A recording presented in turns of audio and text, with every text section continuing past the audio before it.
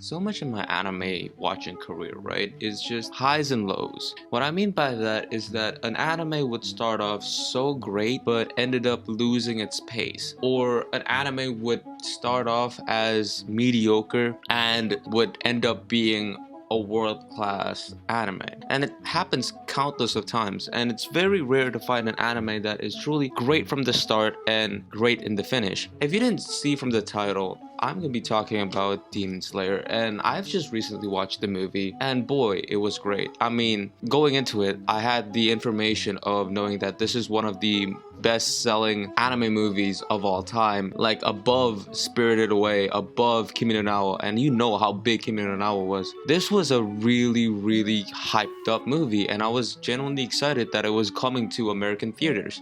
And of course I saw the ads, as you've probably seen, and like clicked it right away. You know, my mind was like content. Boy, those expectations were achieved. The animation that Ufotable manages to do is phenomenal. I mean, the art style of Demon Slayer is truly one of a kind and truly spectacular. And it got me thinking, right? And I've read through the manga, and the series in itself is such a constant good series. Honestly, deserves like a 9 out of 10 score. Does it deserve a 10 though? Can I truly say to myself that this is one of the best series of all time? I can't really say that. I probably put something in the thumbnail regards of Attack on Titan. I already made a video on how terrible the ending of Attack on Titan is. If you are not caught up to the manga, I will not spoil it to you, but I must tell you that the manga ending is, well, I don't even say unanimously, but it is well hated from the Attack on Titan fans. But the thing with Attack on Titan is that it has such amazing moments. Attack on Titan is remembered by like moments in that series, whether it's figuring out who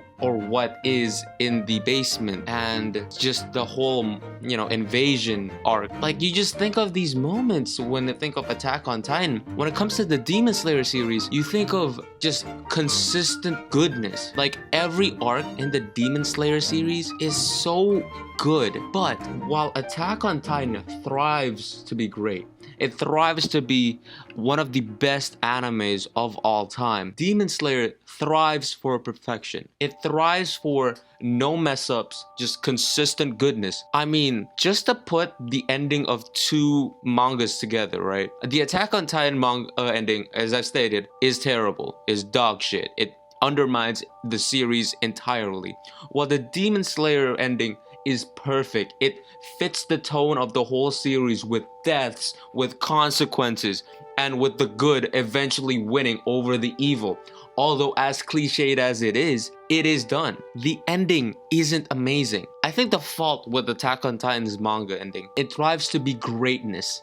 Attack on Titan's ending is the type of ending that, like, Isayama wanted you to be jaw-dropped. It's like, oh my god, I can't believe this is happening. While the Demon Slayer ending was such a safe bet and was genuinely satisfying and predictable. Another aspect is characters, and I know I talk shit about Levi fans in my previous video on Attack on Titan, but they do have a point. Characters in Attack on Titan are superb. Until the manga ending, Eren was the best character that was ever written in an anime, period. He had up and downs, he grew up and developed as a human being and almost felt real, almost relatable in a sense. While Tanjiro started off the series as a shonen-based main character and just ended as a shonen-based character. I'm not saying that Demon Slayer has terrible characters. The villains' backstories are honestly one of the best I've ever seen. There's this character that got introduced in Mugen Train, Akaza. This dude's like, this background is superb. I mean, you don't get to know it like until like the final arc of the story, but it's very relatable and it's almost human. And not to mention the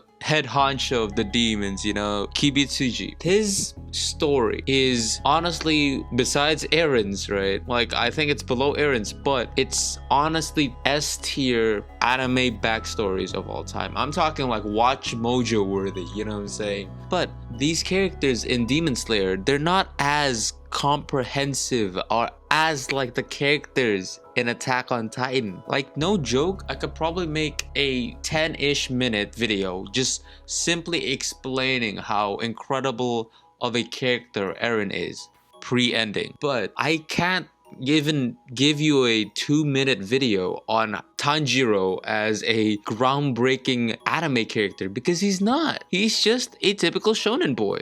And it works for the genre, and it works perfectly. Look, it depends on what type of person you are, really, to really grade which one is a better series, whether it's Demon Slayer or Attack on Titan, because they both give two different feels. One thrives for greatness, one thrives for perfection.